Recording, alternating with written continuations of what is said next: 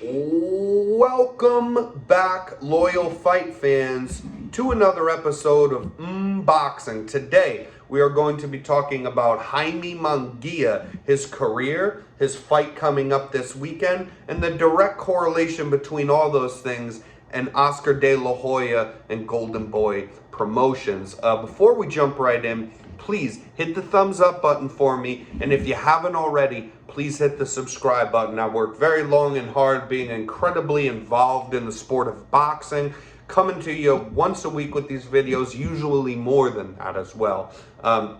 So let's talk about this real fast. Jaime Munguia is fighting this weekend. Jaime Munguia used to be a boxer that would terrify people, knocked every single person out in vicious fashion, and had a very, very, very promising, career ahead of him. It appeared so, apparently. All that he would ever need is opportunities. And who gives you your opportunities? Your promotional company, your managers, your things like this. The fighter's job is to train hard, to take fights that are right for them, and to do their very best to win those fights in the ring. That is it. That is where it ends. And other things beyond that are all to do with your promotional company that you're with and your management. So back in the day, Jaime Munguia beat Liam Smith when he was 26-1-1. Liam Smith, a very good fighter, still respected. But back then, that was an incredible win. That was after 20 some odd fights in, 30 fights in, being undefeated for Jaime Munguia. He got that Liam Smith fight and did very well in it. Got past Liam Smith. Remember, Liam Smith was 26-1. Then he went on to fight shortly after that Gary O'Sullivan when he was 30-3. This is good natural progression that we like to see. In boxing, people complain about not getting the fight they want to see, but usually we can at least get a second best, third best. And this is kind of the normal career trajectory of most fighters. So the Gary O'Sullivan win was nice, but after that, we fall off a cliff. Then we backtrack. Lots of guys with poor records. Lots of guys you have never heard of their names, because people will be lucky enough, if they're not a complete casual fan of, they'd be lucky enough to hear of Gary O'Sullivan or Liam Smith, and know even about those guys who are not A-class stars in boxing as it is, but those are good fights and still good names for a young fighter on his way up. It took forever and fought a bunch of people that even dyed-in-the-wool boxing fans have never really heard of, until he fought then Zarameta. Zarameta was 21-1 at this point. That was before Zarameta was kind of getting used and abused by other people and taking losses. So that was all right. And then after that, a short while after that, fought Gabriel Rosado, who was 26-13-1. Now this record, we're big Gabriel Rosado fans on this channel, so this record is deceiving. Because though it is not good, Gabriel Rosado has been in there with all sorts of A-class fighters, famous fighters, world champions, and the absolute best in the sport. And he always has put in a very commendable effort against them. Even has a couple good wins over guys he was an underdog against. So this was good. This is the progression we wanted to see. Also, in the Gabriel Rosado fight, Jaime Munguia was tested.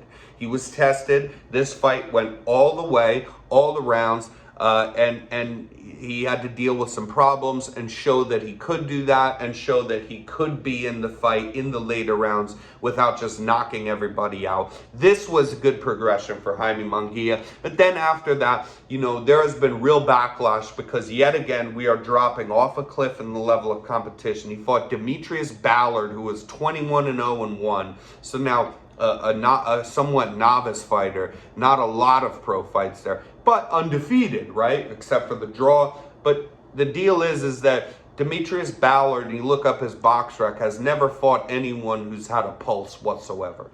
And everybody knew that this was a shit fight with a guy that had absolutely nothing, even potentially to offer to a guy like Jaime Munguia, and it showed. And he got viciously knocked out by Jaime Munguia. Go figure, everybody already knew that. And then instead of, okay, that's a stay busy fight, for God's sake, this guy's almost 40-0, can we get him a fight? Instead of that, he went on to fight Jimmy Kelly, who was 26-2, right? And an even worse record than Demetrius Ballard previously, who had also never had fought any big world champions or anything like that. There was no opportunities at belts. There was nothing going on whatsoever. And I'm getting to a point, so bear with me here. And then now he's going to fight Gonzalo Gaston Correa, who is 21-5 this weekend. An even worse record, and a guy no one's ever heard of, fighting guys no one's ever heard of, and an even worse record than Jimmy Kelly, his last fight, when people were flipping out about the level of competition that he is given. Now, I have to say this is not Jaime Munguia's fault whatsoever. A fighter's job is only to accept fights that are good for them to take, to train very hard, and to do their very best in the ring to win those fights. That is where that ends. That is the only job that a fighter has. And sometimes they like to jump out there, do their own work in promoting themselves, and sometimes not. That part is optional. But you leave things up to your promotional body that you fight for, the boxing promoters that you fight for. You leave things up to your management team. You leave things up to your coaches.